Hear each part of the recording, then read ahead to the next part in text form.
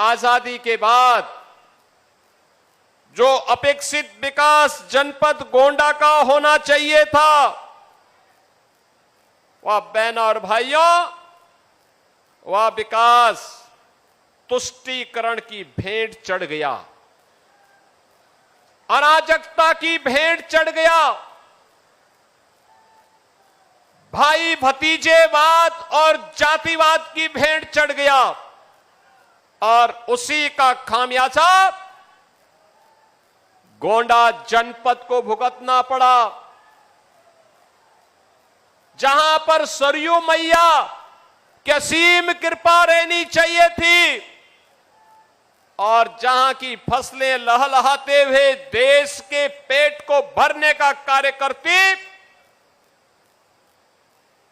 एक नियोजित प्रयास के अभाव में वह जनपद पिछड़ता गया और एक समय ऐसा भी आ गया था जब उत्तर प्रदेश के अन्य जनपदों की भांति ही गोंडा के नौजवानों के सामने भी पहचान का संकट आ खड़ा हुआ।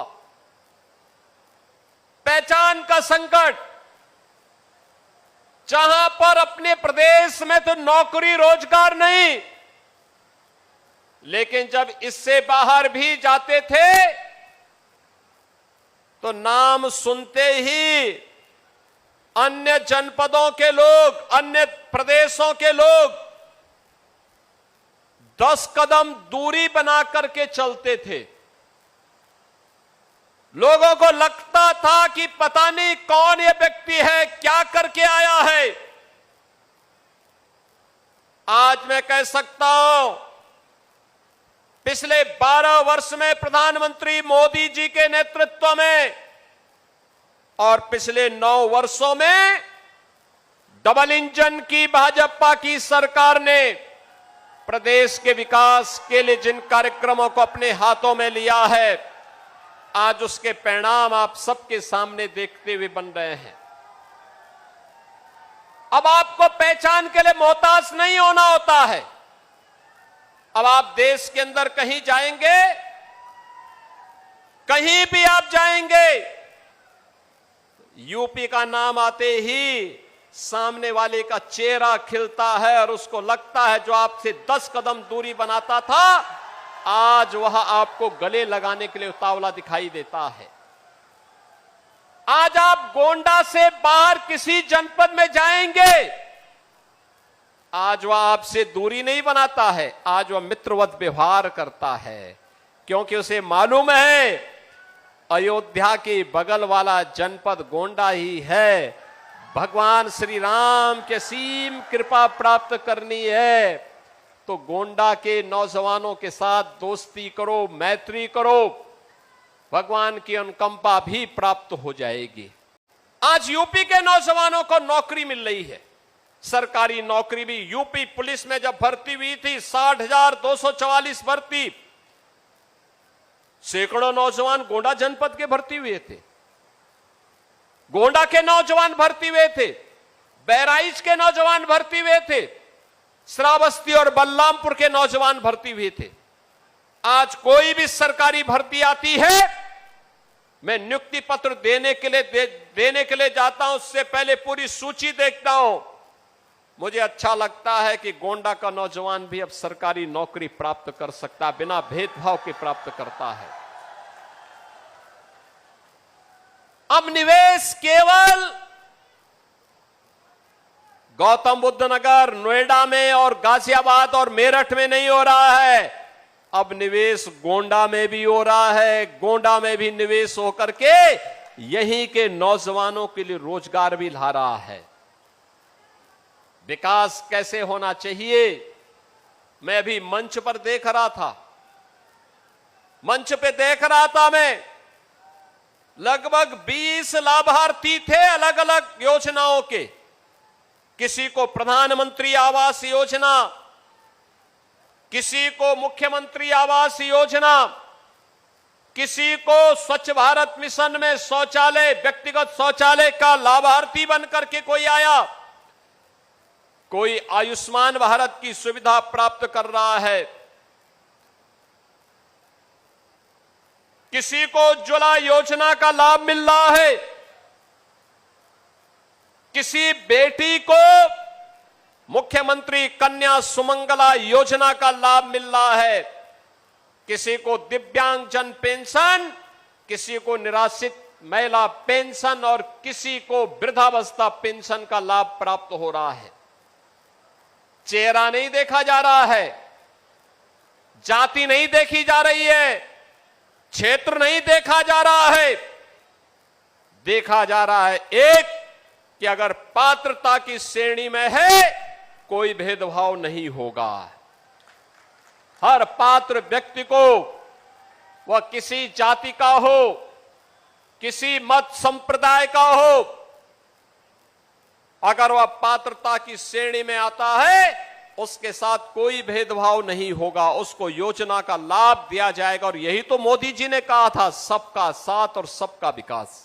याद है मुझे 2015-16 में इस गोंडा में भी दुर्गा पूजा के समय दंगा करने का प्रयास हुआ था,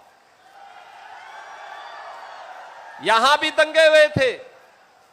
मां दुर्गा की मूर्ति को विसर्जन नहीं करने दिया जाता था, रामलीलाओं के आयोजन में अड़चनें डाली जाती थी, पर्व और त्योहार प्रारंभ होने के पहले, उत्सव प्रारंभ होने के पहले उपद्रव शुरू हो जाते थे। बेटी सुरक्षित नहीं, व्यापारी सुरक्षित नहीं, और सत्ता में बैठे हुए लोग 2017 के पहले इन दंगाइयों को, इन पेशेवर गुंडों को प्रश्रय देते थे, इनके सामने नतमस्तक होते थे। प्रदेश में कर्फ्यू रहता था, महीनों महीनों कर्फ्यू। असुरक्षा के वातावरण में न निवेश होता है, न विकास होता है, पहचान का संकट अलग से खड़ा होता है, नौजवान बेहाल होता है, किसान परेशान होता है, बहन और बेटियां असुरक्षित महसूस करती हैं, और विकास में पिछड़े पायदान पर हमारी गिनती जब होती है तो सम्मान नहीं होता है। यही तो होता था यूपी में। आज तो आप देखते होंगे उत्तर प्रदेश में 75 जनपद हैं, 350 से 350 तहसीलें हैं, 825 विकास खंड हैं, 762 नगर निकाय हैं, 14,000 वार्ड हैं, और बहनों और भाइयों 57,000 से अधिक ग्राम पंचायतें हैं। बिना रोक टोक के योजना का लाभ सबको मिल रहा है। पर्व और त्योहारों में कोई व्यवधान नहीं डाल सकता है। उत्सव के रंग में किसी ने भंग करने का काम किया तो फिर वर्तमान तो जाएगा ही जाएगा, भविष्य भी स्वाहा हो जाएगा।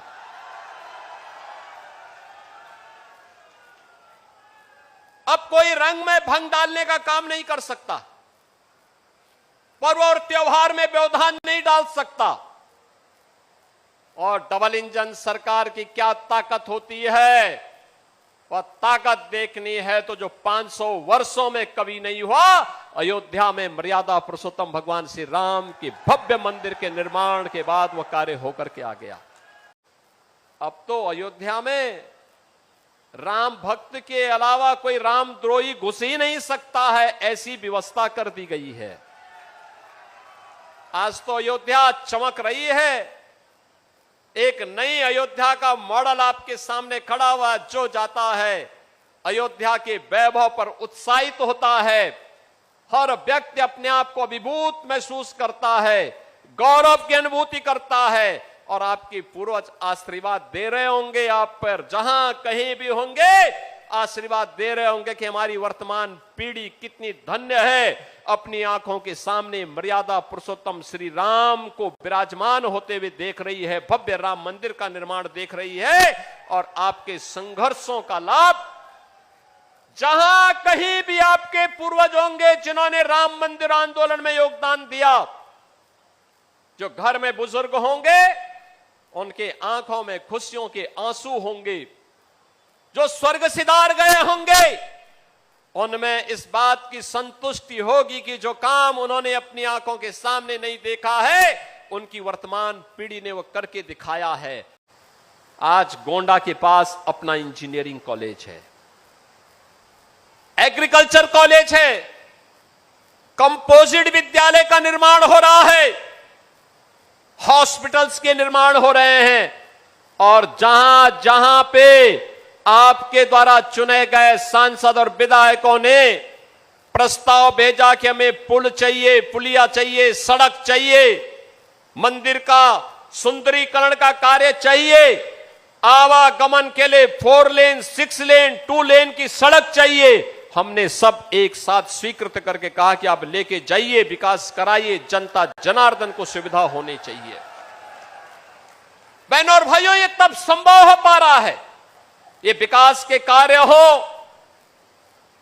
ये गरीब कल्याणकारी कार्य हो, विरासत से जुड़े हुए ये कार्य हो, नौजवानों के लिए नौकरी हो, निवेश के माध्यम से रोजगार हो, ये तब संभव हो पा रहा है जब आपने कमल का बटन दबाया, और कलम के बटन के बाद जब मां लक्ष्मी का आशीर्वाद प्राप्त हुआ तो धन की वर्षा यूपी पे हो रही है, और वो पैसा आपके जनपद के लिए जा रहा है, आपके गांव के लिए जा रहा है।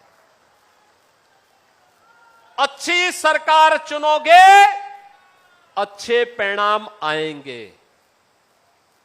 अच्छे लोगों को चुन करके भेजोगे, अच्छे परिणाम आएंगे। गलत लोगों को चुनोगे तो उसका खामियाजा से भी कोई वंचित नहीं कर पाएगा।